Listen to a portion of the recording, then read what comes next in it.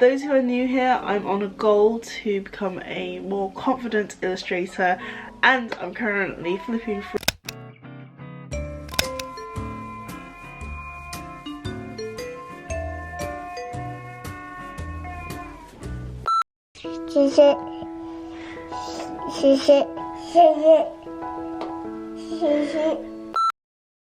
I've actually been making notes throughout these episodes, noting down things that are like recurring, materials that I like, or subjects that I want to go back to. My master studies list, it has grown since then. Anyway, today we are going to be continuing with our tour and transitioning into the second year. Let's go.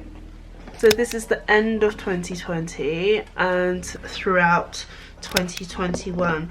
My sketchbook is kind of like a merge of my journal as well. This is actually my pregnancy journal. If you've not seen it before, I'll link it in the descriptions. It starts with collage, and then I started to draw. Kind of got a bit bored of like writing, so I started to illustrate the feelings and the things that were happening instead.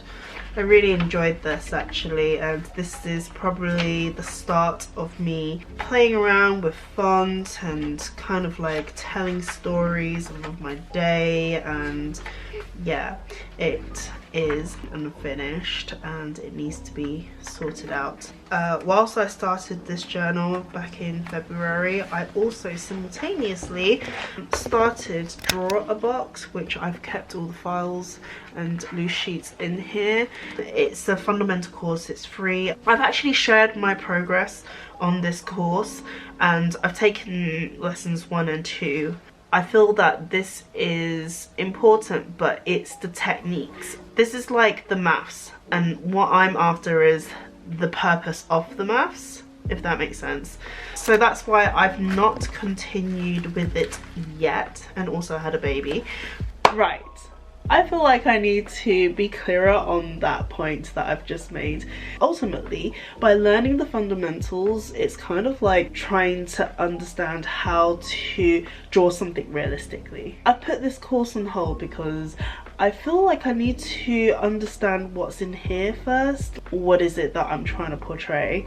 And whether it is going to be like a realistic style, which, looking at my past work, I feel that there is. I need to understand my own visual direction, like before I start learning techniques, so I know how to apply it into what I want to produce. I really hope that makes sense.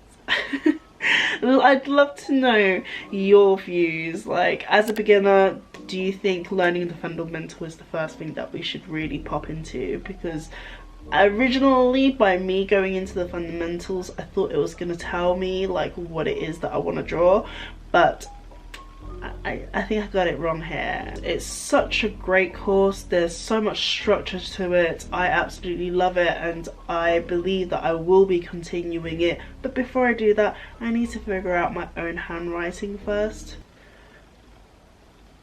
in the visual sense. Okay, let's continue.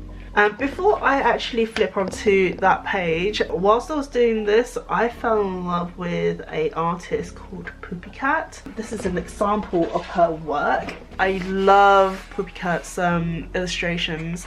She was doing a course, and this is the earlier sketchbook. So those parts are notes, but then if I turn the sketchbook around, this is actually part of a reference later on down the year. I will come back to these pages later. This drawing was actually one of the moments in my life where I'm like, ah, oh, this feels so right. Like, I had a connection, even though like the actual drawing itself is not what I want it to look like. At the moment, I'm feeling really unconfident with my abilities to draw what is inside my head, and my expectation is like here and my ability is like here. And if you've not heard of the gap, I will link a video below, but it addresses this gap, and that is what I'm feeling right now. I actually prefer the drawing in my sketch as opposed to the real drawing.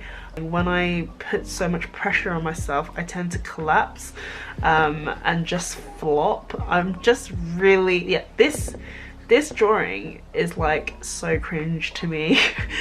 But I love the concept of it, and it really is close to my heart, and these are just like practices.